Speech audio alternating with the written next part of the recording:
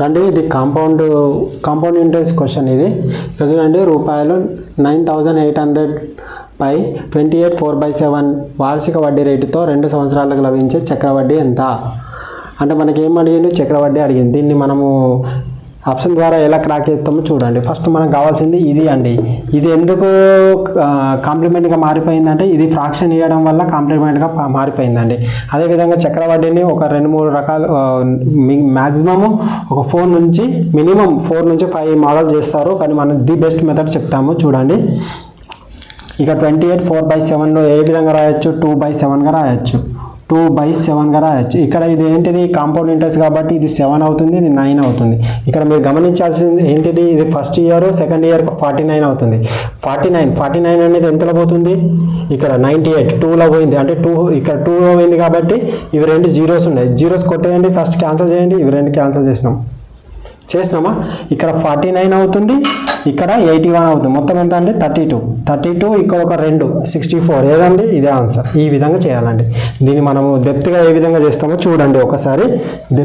ఎలా మీకు full clarity ఇస్తాను చూడండి. ఫస్ట్ మనము 28/4/7 ఉంది కదండి.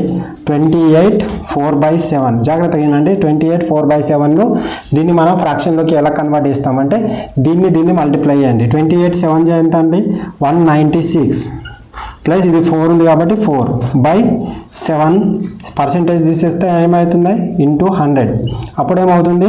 200/700. ఇక 20 అంటే మిగిలింది ఏంటి? 2/7. ఇక్కడ ఏంటిది? కాంపౌండ్ ఇంట్రెస్ట్ అంటే పెరిగింది అన్నట్టు. అక్కడ ఏమవుతుంది అప్పుడు? ఇక్కడ ఇది 7 అవుతే ఇదేమవుతుంది? 9 అవుతుంది. ఎందుకంటే 7 + 2. అదేవిధంగా ఇంకొకటి 7 అయితే 9 అవుతుంది. ఇది చూడండి, ఇది ఫస్ట్ ఇయర్కి, అవునా? ఇది సెకండ్ ఇయర్కి. ఇదేమవుతుందండి? ఇది ప్రిన్సిపల్ అవుతుందండి. ఇదేమవుతుంది? అమౌంట్ అవుతుందండి, అవునా? ఇక్కడ ఎంత? 7 7 49. 49 అనేది ఏంటిది? ఇది ప్రిన్సిపల్ అంటే అసలు.